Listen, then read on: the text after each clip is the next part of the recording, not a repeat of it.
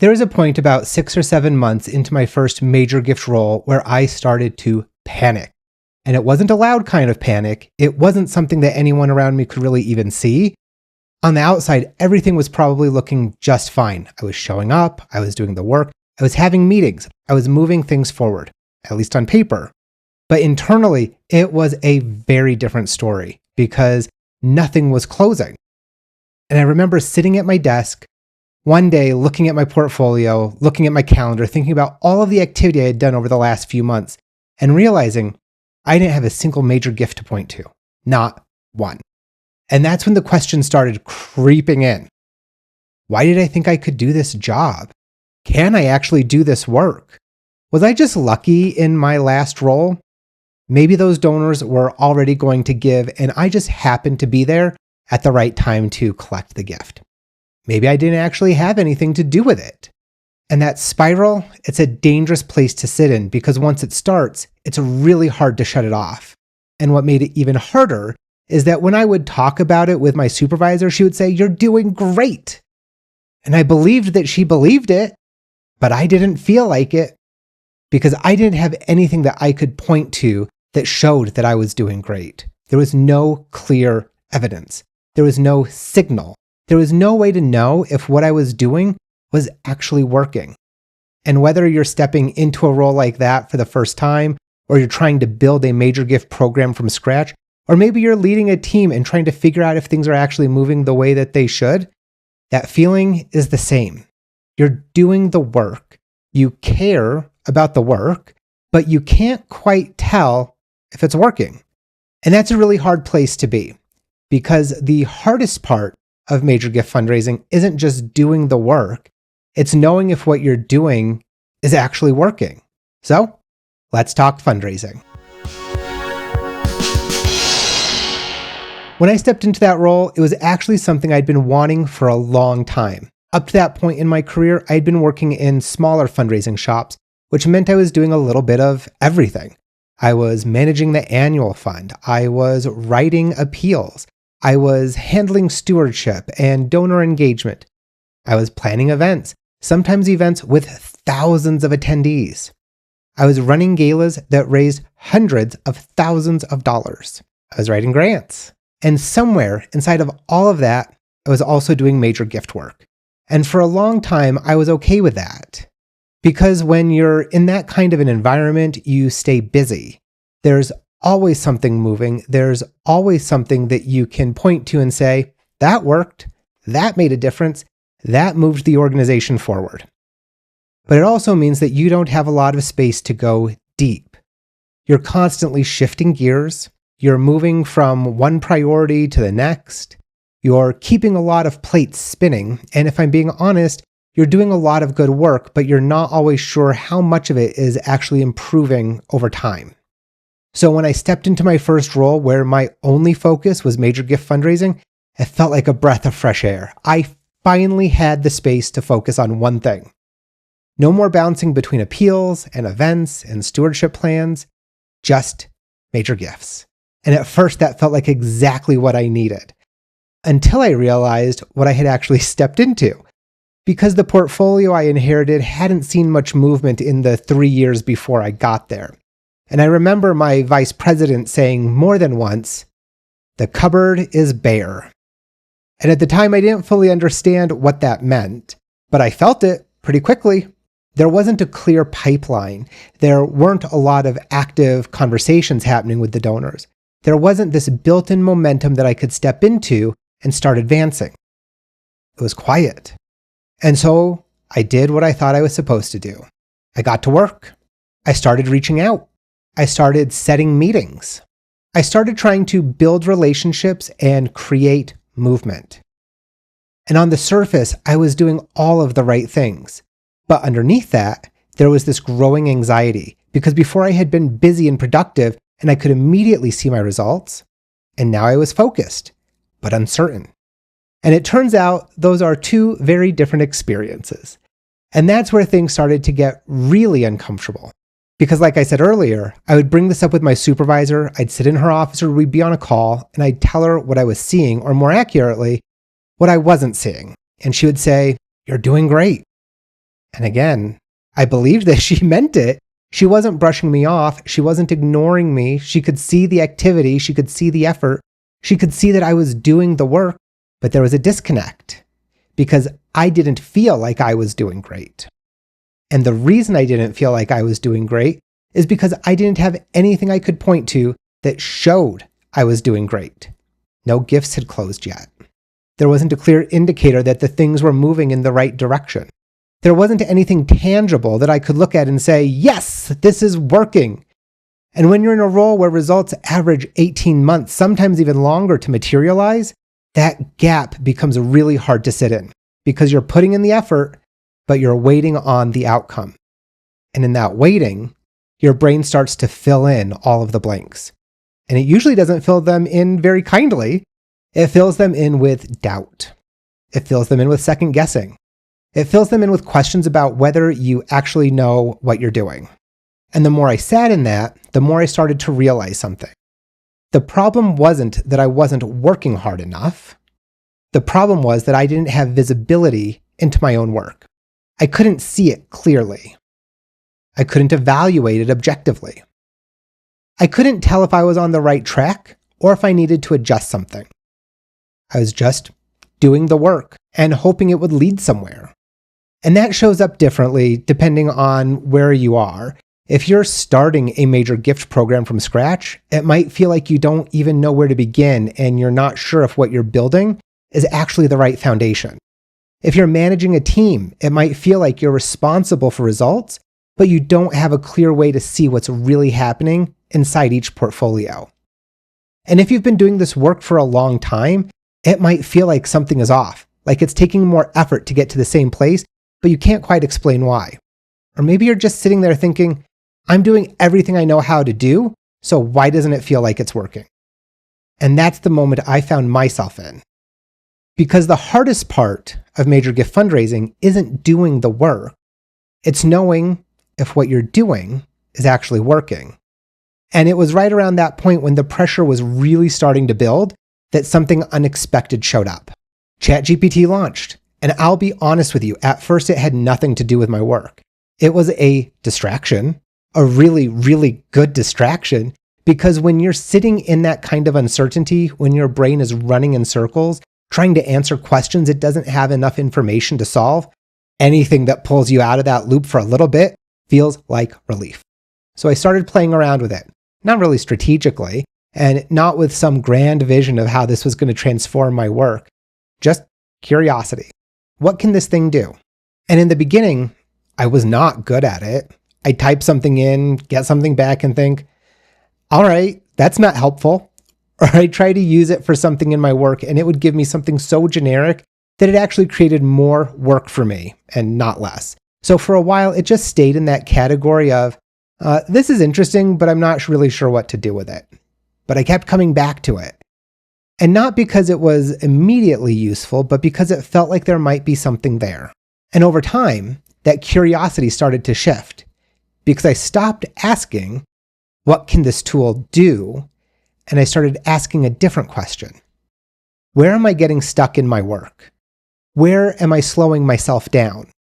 Where am I overthinking something or starting from scratch or trying to piece things together in a way that feels harder than it should? And once I started looking at my work through that lens, something changed. Because every time I got stuck, I started building something to support that part of the work. And it wasn't perfect, and I didn't do it all at once, but piece by piece, and it wasn't that AI suddenly solved everything for me.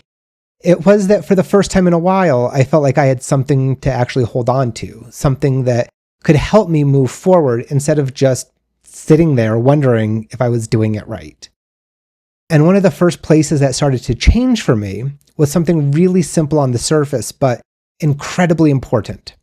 I could finally see who I should be focusing on. Before that, I would open up my database, look at my assigned prospects, and it felt like staring at a wall of names. Some of them looked promising. Some of them had given before. Some of them had capacity. But there wasn't a clear, consistent way for me to say, these are the people I should be spending my time on right now. So I'd bounce around. A little bit of effort here, a little bit of effort there, trying to cover ground instead of creating movement. But once I started building tools to help me analyze that portfolio, to look at patterns, to prioritize based on what actually mattered in our organization, that changed. Now I could open my portfolio and say, these are my people. This is where I start. And that matters whether you're looking at a database of thousands or hundreds of thousands of names and trying to figure out where to begin, or you're trying to rebuild momentum in a portfolio that's been quiet, or you're leading a team and everyone is pulling in slightly different directions. Because alignment starts with focus. And once I knew who to focus on, the next thing that started to change was how I reached out to them. Because before that, every time I sat down to write an email or think through my next step, it felt like I was starting from scratch. What do I say? How do I say it?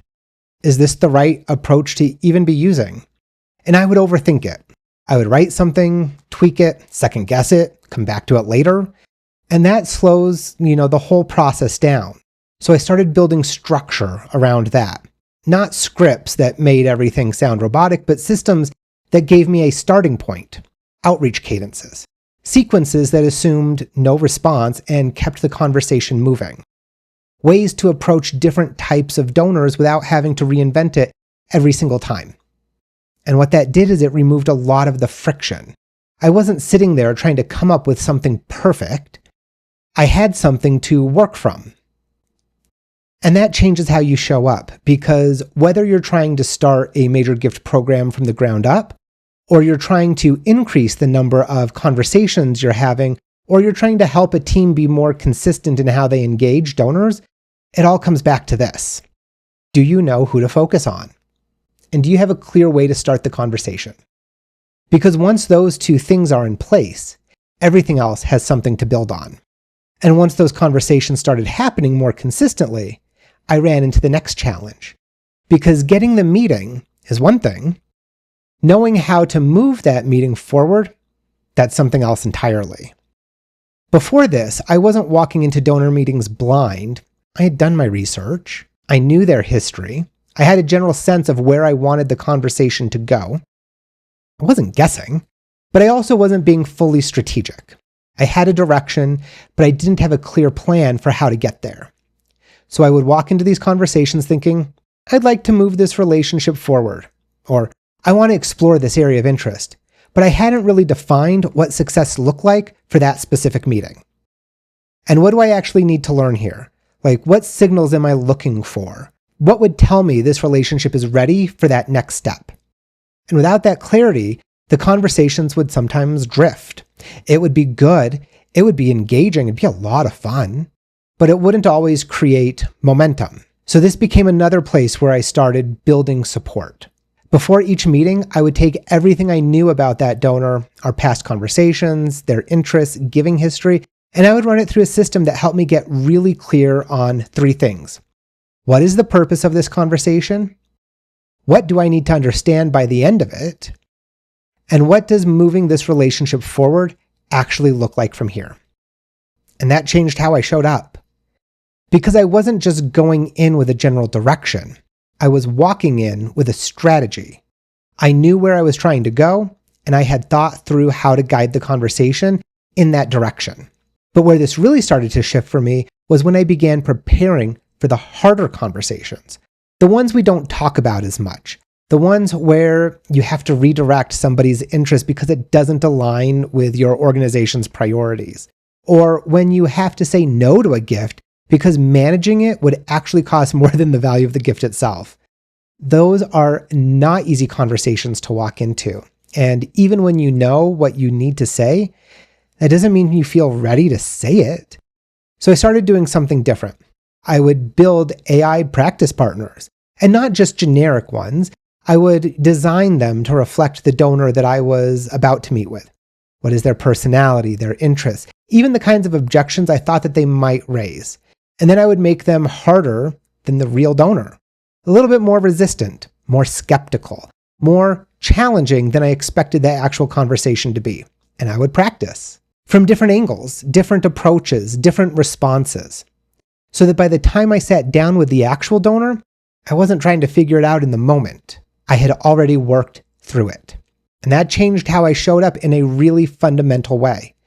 Because when you move from walking into a meeting with a general sense of where you want it to go to walking in with a clear plan for how to move it forward, and as I started building out these pieces to support my work, something else began to change that I didn't expect at first.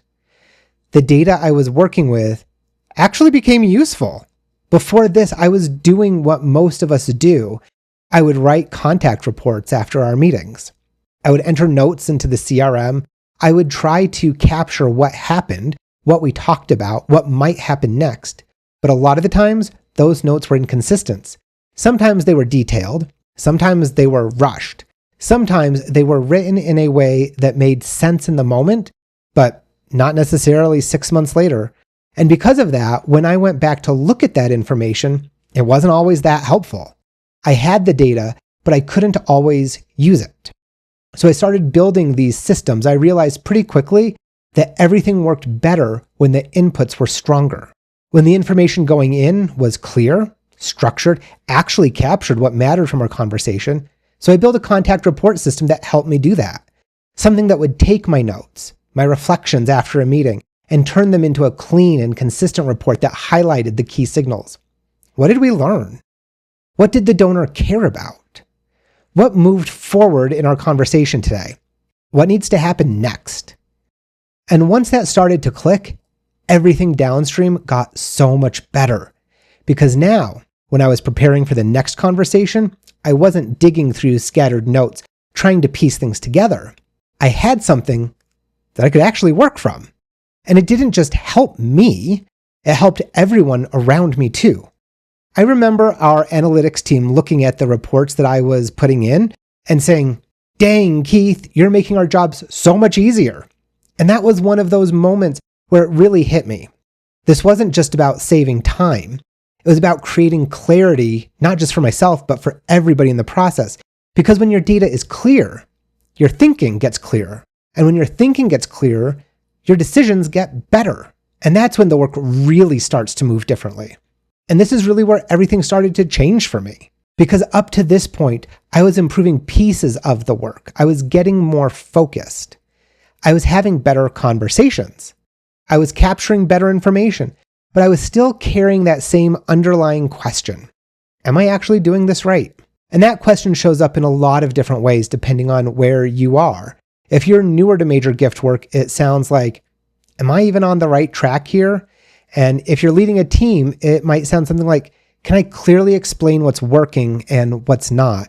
And if you've been doing this for years, it might sound like, why does this feel harder than it used to? It's the same question, just different versions of it. And for me, that question didn't go away until I built a way to actually see my work. And that's where the dashboards came in. At first, it was simple. I just wanted something that showed me in one place what I had actually been doing. How many conversations was I having? Where those conversations were in the pipeline? What movement had happened over the last month? Not vanity metrics, not activity for the sake of activity, but real indicators of whether relationships were moving forward. And when I started looking at my work that way, something shifted because I didn't have to rely on how I felt about my work anymore. I could see it. I could point to it. I could say, this is moving. This is stalled. This needs attention. And then I took it a step further. I started building systems that would actually evaluate my work. Look at my portfolio over a month or over a quarter, and it would ask, where am I creating momentum? Where am I getting stuck? What patterns am I missing here? And when you're managing a portfolio of 100, 150 people, you cannot hold all of that in your head. Things slip. Opportunities get missed. And it's not because you're bad at your job, but because there's just so much to track. So having something that could step back and look at all of it objectively with me, almost like a second set of eyes, changed everything. Because now I wasn't guessing anymore. I wasn't waiting for a gift to close to tell me if I was doing a good job. I had proof of progress. I could see relationships moving. I could see where I needed to adjust. I could see where I was doing well. And that's when the identity shift happened. I stopped wondering if I was doing a good job. And I started knowing that I was doing a great job. And that didn't just stay with me. I started sharing those dashboards with my manager, showing her, here's what's happening. Here's where things are moving. Here's where I'm focusing next. And she didn't just appreciate it. She asked me to share it with the rest of the team. And from there, it spread. Other major gift officers started using these tools. It became something that the organization adopted more broadly and rolled out to everybody. And that was one of those moments where it became really clear to me. This wasn't just helpful for me. This was solving a problem that a lot of us were quietly dealing with. Because when you can actually see your work clearly, you don't just perform better, you feel different doing it. And one of the biggest changes that came from that was what didn't happen anymore. Things stopped falling through the cracks. Because when you're managing a portfolio of 100, 150 donors, even if you're incredibly organized, even if you care deeply about every single relationship, it's just so much to hold. You've got conversations happening at different stages, different priorities, different timelines. And no matter how good you are, things get missed. I mean, we're all human. Things happen. And it's the risk we all carry, asking ourselves, what am I forgetting? Who haven't I followed up with? Where did I lose momentum without even realizing it? But once I started using these review systems, stepping back and looking at my portfolio on a monthly or a quarterly basis, that changed. Because now it wasn't just me trying to remember everything. I had something helping me scan the full picture, surface what I hadn't seen, point out where I had gone quiet, highlight where I needed to re-engage.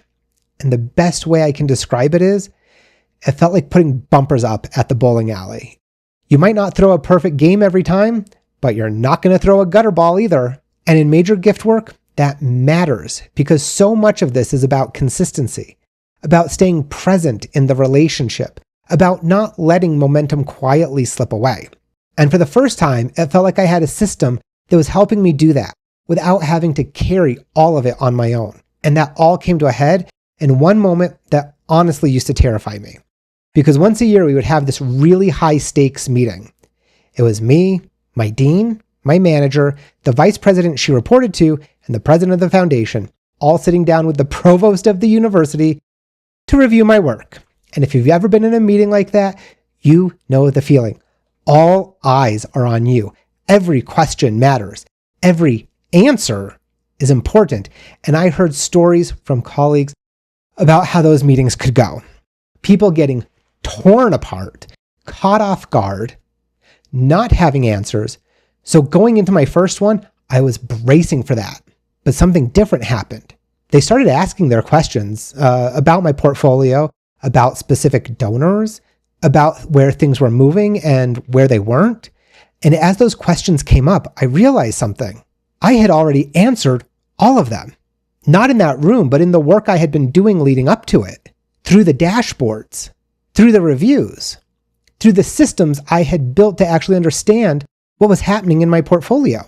So when they asked, I didn't have to guess, and I didn't have to scramble for an answer. I wasn't trying to piece something together in that high pressure moment because I knew I had answers to every question.